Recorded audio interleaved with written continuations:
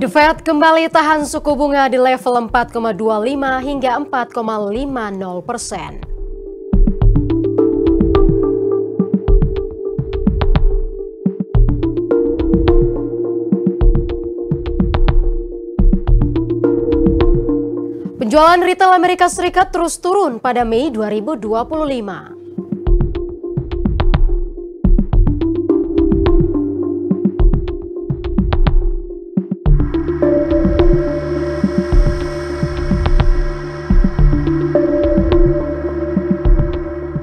Laju penjualan retail Cina naik 6,4%, menjadi yang tercepat sejak Desember 2023.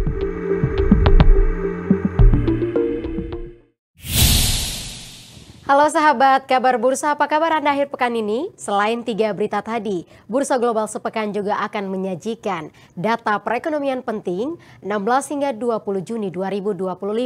Bersama saya, Maria Rahuhalek. Inilah Bursa Global sepekan selengkapnya.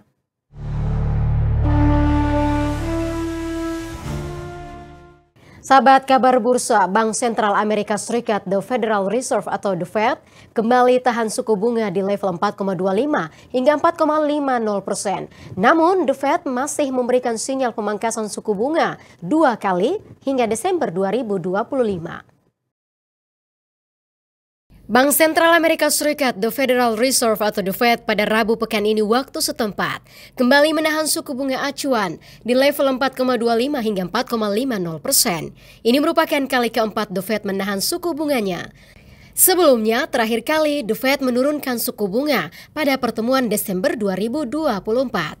The Fed dalam pernyataannya memperkirakan inflasi akan tetap tinggi di atas target 2% dan pertumbuhan ekonomi Amerika Serikat akan melambat. Hal ini yang menjadi alasan The Fed mempertahankan suku bunga acuan. Berdasarkan dot plot Komite Pasar Terbuka Federal Reserve atau FOMC, median proyeksi inflasi inti dinaikkan menjadi 3,1% pada akhir 2025. Proyeksi naik dari 2,8% dalam proyeksi bulan Maret. Sementara itu, proyeksi pertumbuhan ekonomi diturunkan menjadi 1,4% dari sebelumnya 1,7%. Dot plot FOMC juga menyebutkan The Fed masih akan memperkirakan 2 kali pemangkasan suku bunga pada tahun ini. Median proyeksi menunjukkan kemungkinan 2 kali penurunan suku bunga masing-masing sebesar 0,5 poin persentase pada 2025 yang menyeratkan 2 kali pemotongan 0,25 poin pada tahun ini. Kemudian, poin lain dot plot FOMC menyebutkan The Fed menghapus kalimat sebelumnya yang menyatakan resiko kenaikan pengangguran dan inflasi telah meningkat. Pernyataan itu diganti dengan ketidakpastian terhadap prospek ekonomi telah berkurang, namun tetap tinggi. Untuk diketahui, The Fed telah menaikkan suku bunga hingga 525 basis poin sejak Maret 2022 hingga Juli 2023. Bank sentral kemudian menahan suku bunga di level 5,25 hingga 5,50% pada September 2023 hingga Agustus 2024. Dan di penghujung 2024, tepatnya September 2024, The Fed memangkas suku bunga dilanjutkan pada November serta Desember 2024 dengan total 100 basis poin. Penjualan retail Amerika Serikat turun untuk bulan kedua secara berturut-turut pada Mei 2025. Belanja konsumen di restoran dan bar menjadi satu-satunya kategori sektor jasa yang turun paling dalam sejak awal 2023. Pertumbuhan penjualan retail Amerika Serikat menurun pada Mei 2025.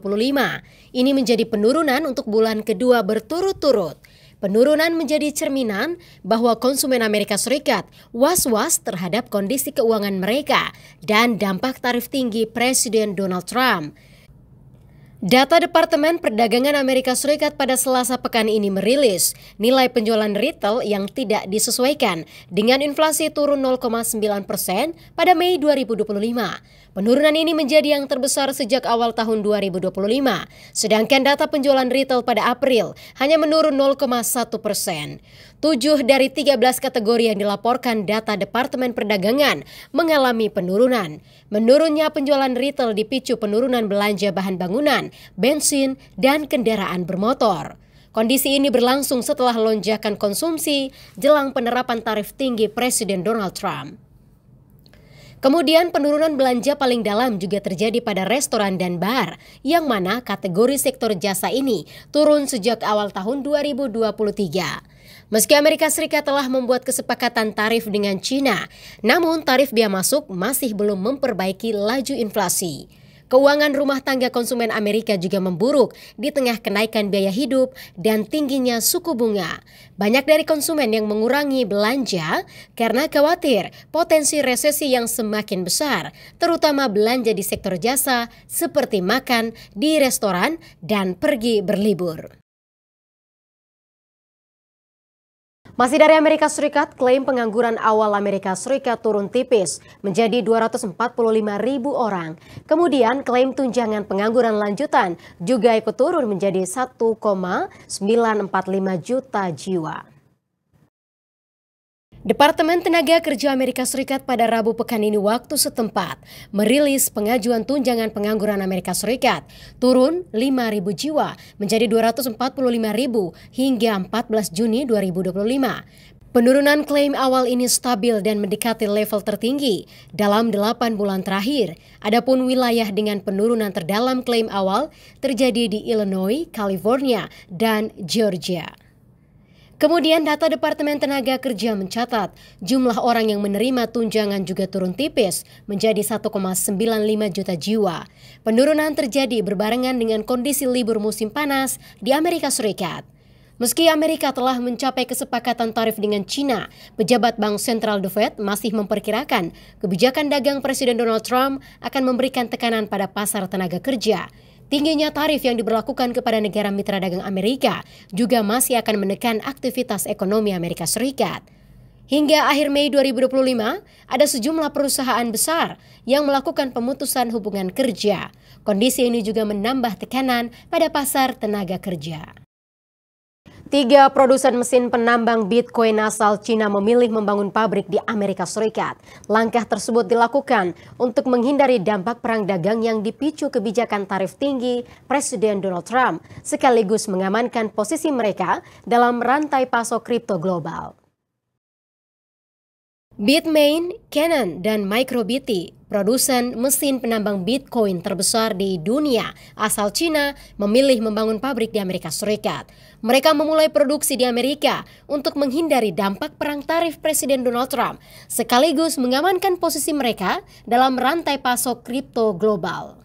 Ketiga perusahaan ini memproduksi lebih dari 90% mesin penambang Bitcoin global. Mesin penambang Bitcoin merupakan komputer khusus yang digunakan untuk menghitung dan verifikasi transaksi Bitcoin. Bitmain telah memulai produksi di Amerika Serikat sejak Desember 2024 setelah Donald Trump memenangkan pemilu. Kemudian Canaan telah menguji coba produksinya di Amerika Serikat. Sementara MicroBT mengkonfirmasi menerapkan strategi lokalisasi di Amerika.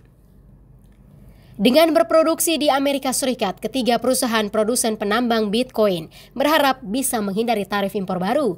Namun, langkah ini juga meningkatkan kekhawatiran keamanan nasional di tengah ketegangan teknologi antara Amerika dan China. Kebijakan Trump membebankan tarif dasar 10% untuk impor dari banyak negara dan menambah 20% dari China. Kemudian Amerika Serikat juga bisa menaikkan tarif untuk negara-negara Asia Tenggara pembuat rig Cina jika mendirikan pabrik perakitan. Kita beralih ke Cina. Konsumsi domestik Cina melonjak pada Mei 2025. Laju penjualan retail naik 6,4% pada Mei kemarin dan menjadi yang tercepat sejak Desember 2023. Belanja domestik Cina melonjak pada Mei 2025.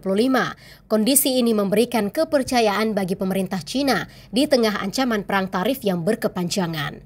Data Biro Statistik Nasional Cina pada Senin pekan ini waktu setempat merilis laju pertumbuhan retail naik 6,4% pada Mei 2025 dan menjadi pergerakan tercepat sejak Desember 2023. Kondisi ini membantu perlambatan produksi industri yang membuat angkanya naik menjadi 5,8%.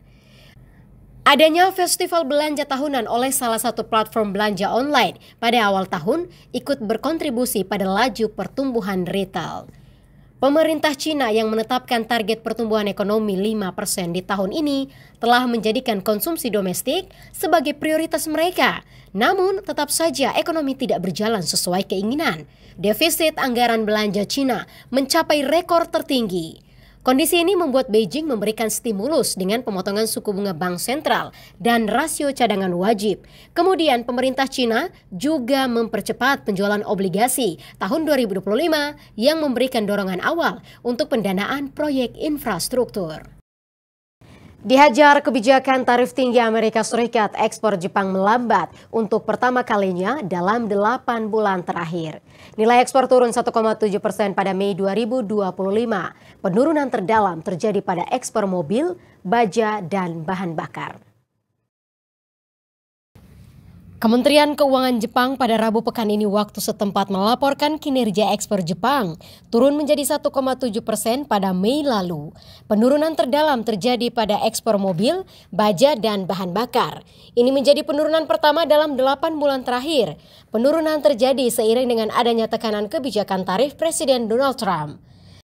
Data tersebut juga menyebutkan neraca perdagangan Jepang defisit untuk bulan kedua berturut-turut yang melebar menjadi 637,6 miliar yen. Penurunan ekspor dan memburuknya defisit perdagangan menambah beban ekonomi Jepang. Konsumsi domestik masih lemah karena laju inflasi yang terus melampaui pertumbuhan upah. Kondisi ini juga menambah kekhawatiran ekonomi Jepang dapat kembali kontraksi pada kuartal kedua tahun ini. Sebelumnya, Presiden Amerika Serikat Donald Trump telah berlakukan tarif 25% terhadap impor mobil dan suku cadang asal Jepang, serta tarif dasar 10% terhadap seluruh produk Jepang lainnya. Trump juga menggandakan bea masuk atas baja dan aluminium menjadi 50% pada awal Juni ini.